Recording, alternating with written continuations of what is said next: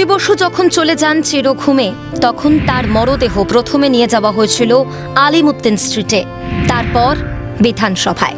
সেখানেই গান স্যালুটে জানানো হয়েছিল শেষ বিদায়। কথা ছিল আলিমুদ্দিন স্ট্রিট হয়ে বুদ্ধদেব ভট্টাচার্যের মরদেহ নিয়ে যাওয়া হবে বিধানসভায়।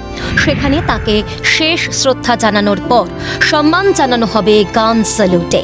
যাবতীয় ব্যবস্থা করে রেখেছিলেন বিধানসভার অধ্যক্ষ বিমান বন্দ্যোপাধ্যায়। কিন্তু গান স্যালুটে বিদায় জানানো হলো না রাজ্যের প্রাক্তন মুখ্যমন্ত্রীকে। গাফিলতি নেই রাজ্য সরকারের, ত্রুটি রাখেনি বিধানসভাও। আদতে কৌশলে তৃণমূল সরকারের গান স্যালুট এড়ালো সিপিএম নেতৃত্ব। বুদ্ধদেব ভট্টাচার্যের মরদেহ নিয়ে যাত্রাপথের পরিবর্তন করা হয় বৃহস্পতিবারই। অধ্যক্ষ বিমান বন্দ্যোপাধ্যায়কেও জানিয়ে দেওয়া হয় প্রাক্তন মুখ্যমন্ত্রীর দেহ আগে যাবে বিধানসভায়, পরে পার্টি অফিসে। গান স্যালুটের পর সুযোগ থাকে না শেষ শ্রদ্ধার। প্রয়াত বুদ্ধদেব ভট্টাচার্যকে গান স্যালুট থেকে দূরে রাখার মধ্যেই কার্যত রাজনৈতিক বার্তাটা দিয়ে দিয়েছে সিপিএম।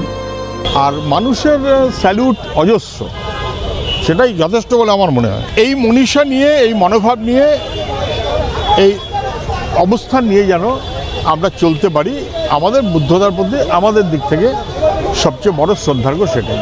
বামপন্থী রাজনীতিতে রাজনীতি প্রতিদিনের নিজেদের জীবনে চলা, তার আচরণ, তার জীবন বোধের মধ্যে দিয়ে দুর্নীতি না করা, নিজেদের স্ট্যান্ড পয়েন্টে টিকে থাকা।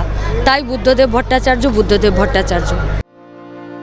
বুদ্ধদেব ভট্টাচার্য যখন মুখ্যমন্ত্রী, তখন প্রচার ছিল তিনি দাম্ভিক, তিনি উদ্ধত। রাজ্যের যুবদের কাজের স্বার্থে বাংলায় শিল্পায়ন করতে চেয়েছিলেন তিনি। রাজনীতির কুচক্রান্ত কার্যত হতাশ করেছিল তাঁকে। যে মানুষকে ভরসা করে তিনি নিয়েছিলেন শিল্পোন্নত বাংলা গড়ার চ্যালেঞ্জ, সেই মানুষও বিমুখ করেছিল বুদ্ধদেব ভট্টাচার্যকে। আবেগপ্রবণ মানুষটি হয়তো তাই অভিমানী হয়ে কার্যত সরেছিলেন প্রচারের আলো থেকে। সেই বুদ্ধদেব ভট্টাচার্যের শেষ যাত্রা বলছে, আজ যদি সিঙ্গুরে থাকতো গাড়ি কারখানা, শালবনীতে ইস্পাত কারখানা, কাটোয়ার বিদ্যুৎ কেন্দ্র, সেসব কি সঙ্গে নিয়ে যেতেন বুদ্ধদেব ভট্টাচার্য? দলীয় মতাদর্শে চলার পথে, পথ চলার কৌশলে কোথাও কোনো ভুল থাকলেও ভুল করেও কখনো সততাকে জলাঞ্জলি দেননি তিনি। সততা আর নিষ্ঠার সেই দম্ভ ও ঔদ্ধত্যকে আজ সম্মান করেন রাজনৈতিক বিরোধীরাও। ওনার পদ্ধতি ভুল ছিল, কিন্তু আজকের দিনে যে এরকম রাজনীতি আমরা দেখি, সেখান থেকে উনি কিন্তু অনেকটা আলাদা।